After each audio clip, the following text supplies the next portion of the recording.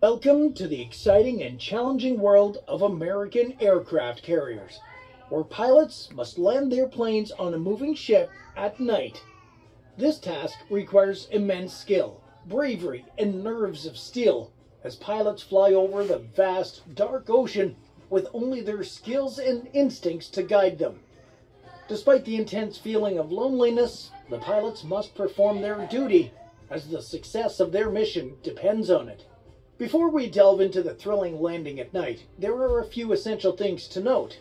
At the end of a mission, planes return to the ship using one of three approaches depending on the weather condition. Case 1 during good weather and daylight, Case 3 at night during poor weather, and Case 2 a mix of the other two in mediocre weather. Each approach follows standard procedures, routes, and altitudes to ensure the safe recovery of all planes involved. The returning aircraft are closely monitored by air traffic controllers in the Carrier Air Traffic Control Center.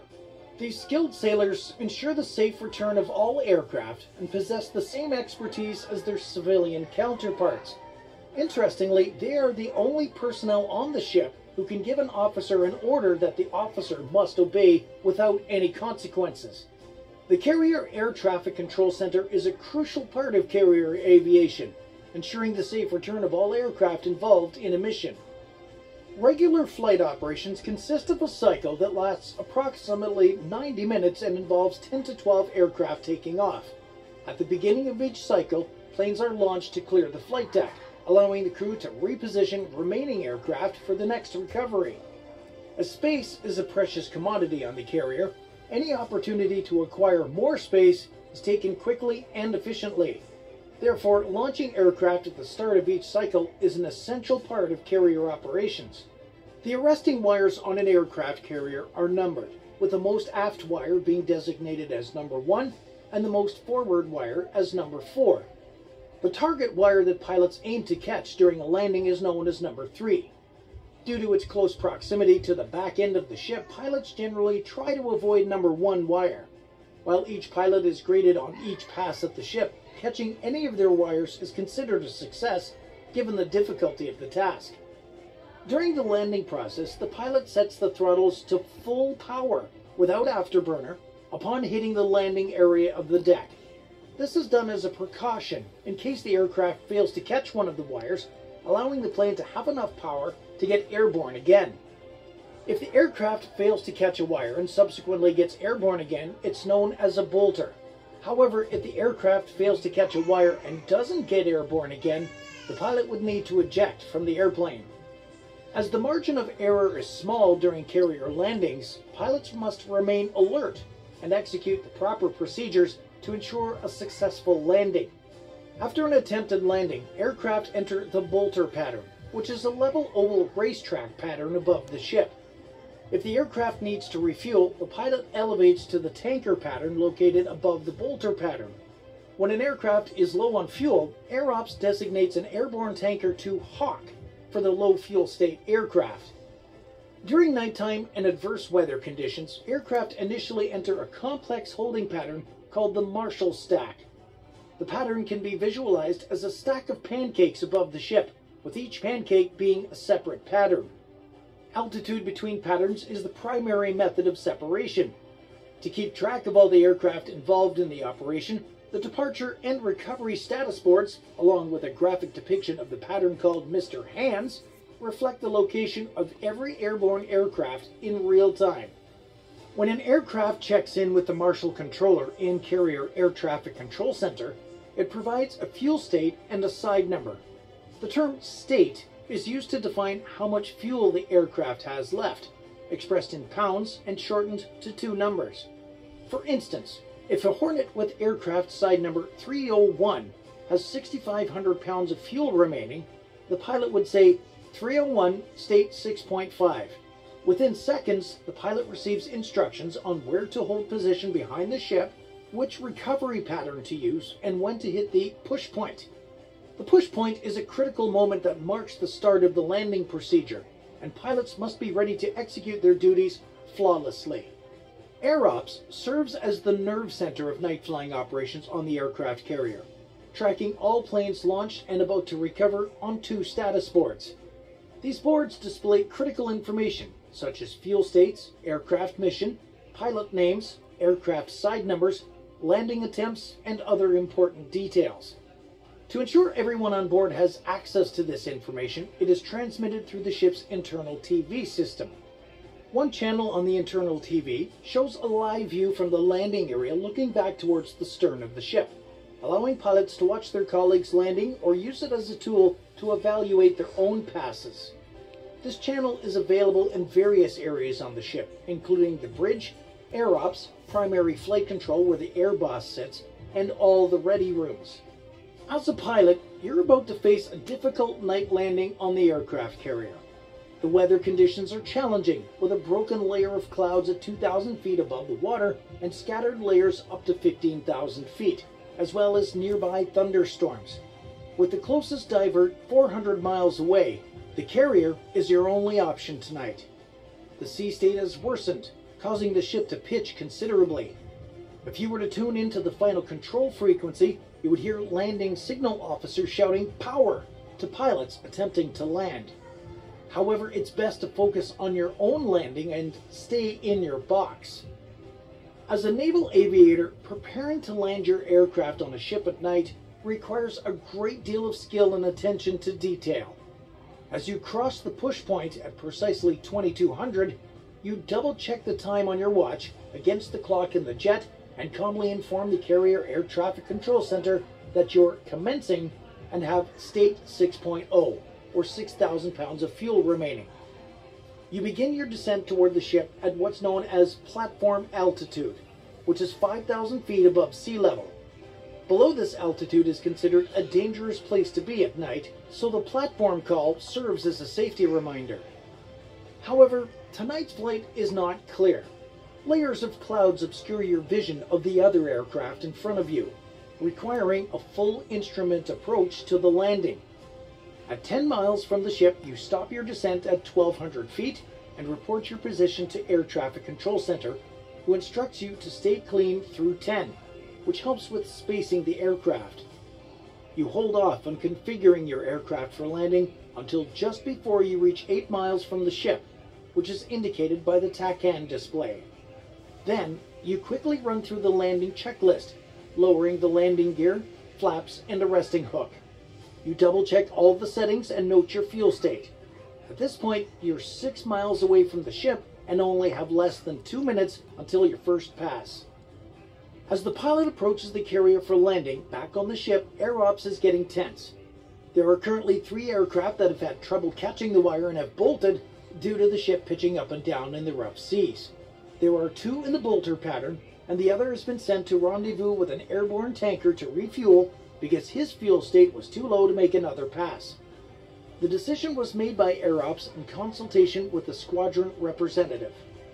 A senior member of each squadron in the air wing is standing watch at Air Ops during the recovery period. They're there to help monitor their respective aircraft and relay information back to the individual squadrons. However, the captain of the ship calls down to inform Air Ops that he has to turn the ship slightly to find the relative wind. This could cause more issues than what's already happening, as the ship cannot be in a turn while the aircraft are attempting to land. However, finding the appropriate amount of relative wind is crucial in carrier operations. Without enough wind over the deck, landing signal officers will wave off aircraft for safety reasons and force them to go around again.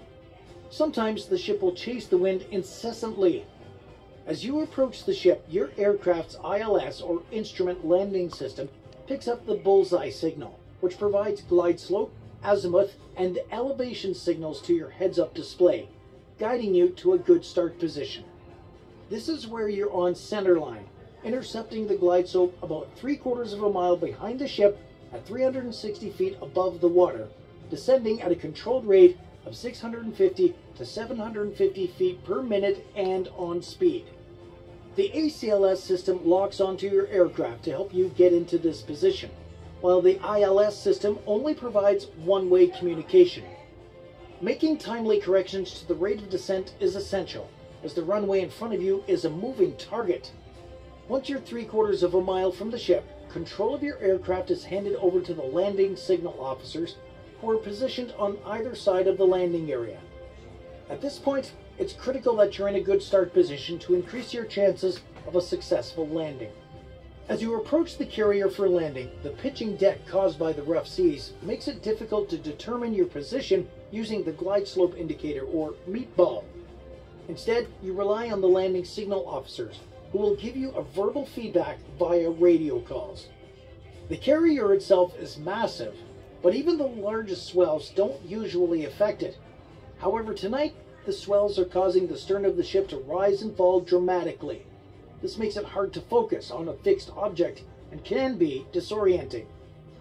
The stern of the ship rises up and points directly at you for 1 to 2 seconds before falling again, creating a repeating cycle like a carousel ride. As you touch down on the deck, you hear a slight ping-ping sound, but don't feel the arresting wire catch your plane. You quickly check that you're at military power, maintain your aircraft's attitude, and prepare to climb away. After missing the arresting wires, the pilot has to deal with a low fuel state that requires tanking.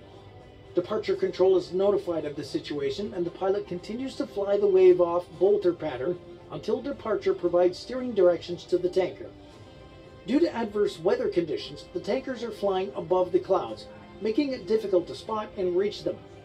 The pilot spots the flashing lights of the tanker and joins on from the inside while extending the aircraft's refueling probe. With a storm nearby, it is critical to make this a quick evolution and get back to the carrier.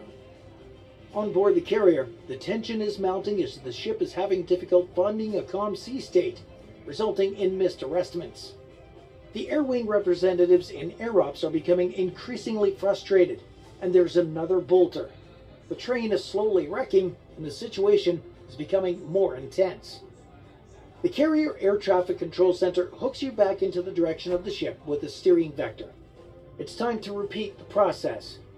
Methodically, you go through the same procedures, configuring your aircraft properly to land, carefully flying what your heads-up display is telling you to do, and praying that the ship finds a moment of calm when you get there. You arrive at 3/4 of a mile behind the ship and pick up the meatball. You're confident and cautiously optimistic. From this position, there's only about 20 seconds to touchdown. The ship has very few lights on it, just a small outline of a box in the landing area and a few lights off to the starboard side near the tower. Darkness is the theme. You continue to focus on the meatball, listening to the landing signal officer give you a soft little power call. You adjust your throttles ever so slightly and find an angle of attack to keep the aircraft just above glide slope. You don't want to get overpowered in close and cause a bolter. Precision is the master key to success during the most critical part of the boarding process. As you get closer, your peripheral vision picks up more of the ship. Things start to move faster in your brain, and a feeling of ground rush, or in this case, ship rush, begins to overtake your senses. The plane descends over the stern of the ship and down into the landing area. The few ship's lights whiz past. At the moment of touchdown, you can feel the landing gear thud onto the carrier deck. You already have the throttles at full military power. There's a split second where you're waiting for that feeling of deceleration, knowing the hook has grabbed a wire. This is the moment that separates carrier aviators from all others. You feel the deceleration first in your shoulder harness straps, then your head, and finally your whole body as you violently move forward in the ejection seat. The aircraft tugs on the wire and pulls it out like a rubber band, bringing you to a violent but very welcome stop. The initial feeling is a sense of relief, followed by a recognition of just how difficult that entire evolution was. You notice your knees shaking as you retract the arresting hook and flaps, and then taxi out of the landing area. Congratulations on a successful landing. You've added a thick layer to your aviator soul. What an incredible journey we've been on, witnessing the intense skill and precision required to land a plane on a moving aircraft carrier in the middle of the night. It's truly a testament to the bravery and expertise of these pilots, and we hope you've enjoyed experiencing a small glimpse into this challenging world. We want to hear from you. Have you ever witnessed a carrier landing? Or do you have any questions about this unique process? Let us know in the comments below.